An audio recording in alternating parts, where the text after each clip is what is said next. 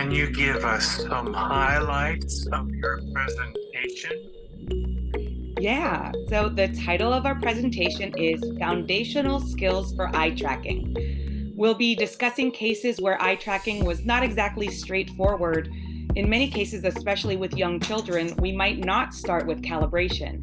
So we're going to discuss why, what guides that decision making, and what we found to be really effective for gathering information, especially during an initial device assessment, things that are meaningful both for the child using the eye gaze device to communicate and for their families, their SLP, and educators going forward. Yeah, I totally feel that. I'm using the eye gaze system too. Awesome. Is there any advice you want to give our community? I think, especially with this birth to 5 years old age range that this conference is geared towards, I think the most important thing to do is to continue advocating for the child and for them to advocate for themselves as much as they're able to, especially when we're talking about high-tech AAC devices. It's crucial to try multiple devices, and this is vital when looking at alternative access methods. Cameras from different manufacturers work differently, so trying as many options as possible is important to determine what the best fit really is. So don't be swayed by sales pitches and feature options, because you first and foremost want to make sure this is something that will work for this individual. Yeah, that's right. Can you tell us about a success story you've had with an AAC user?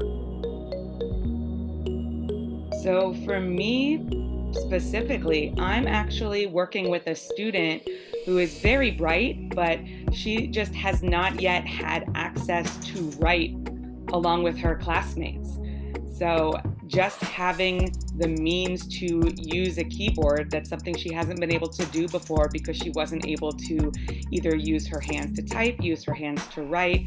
So using eye gaze as her access just to get on a keyboard and start learning spelling along with her classmates. That's something that usually starts really early. So she's catching up a little bit, but now she's able to get right in there, participate in all the same, early spelling lessons. So that's one of my recent favorites.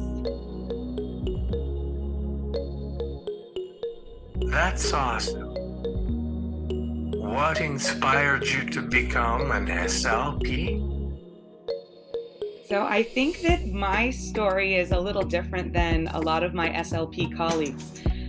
I actually did not get my undergraduate degree in communication disorders or anything like that. I was actually working as a proofreader before I decided to go to grad school. And when I wasn't at work, I really liked going to local concerts. I went to a lot of local band shows. And I was inspired to go to grad school thinking that I was going to work in voice disorders. So thinking about singers in rock bands and heavy metal bands and what might happen with their voices. And then along the way, became very interested in AAC and technology.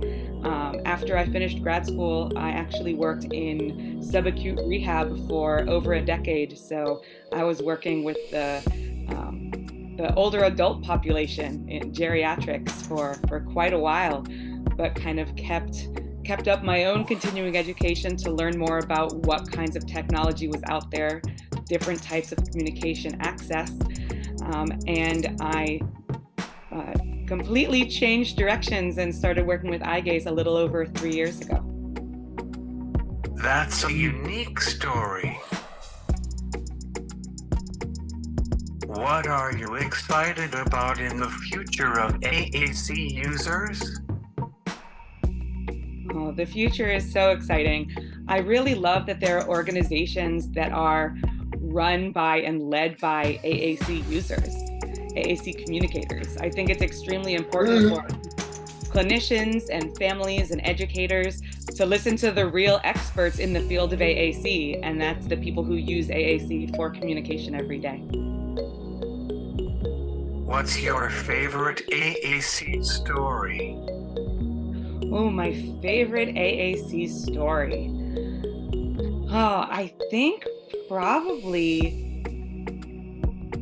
very recently. So I was just with my colleagues down in Orlando for ATIA just a couple weeks ago for the big Assistive Technology Industry Association conference.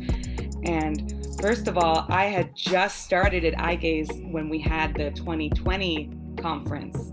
And since then, it's been still ongoing pandemic. So this was the first time since then that it seemed like a lot of people were really ready to go to a conference and excited to learn a lot of things. So we were very, very busy. And I got to meet a number of people. So this is not just one individual, but multiple people throughout the conference who came to our booth where we had multiple devices set up just to try.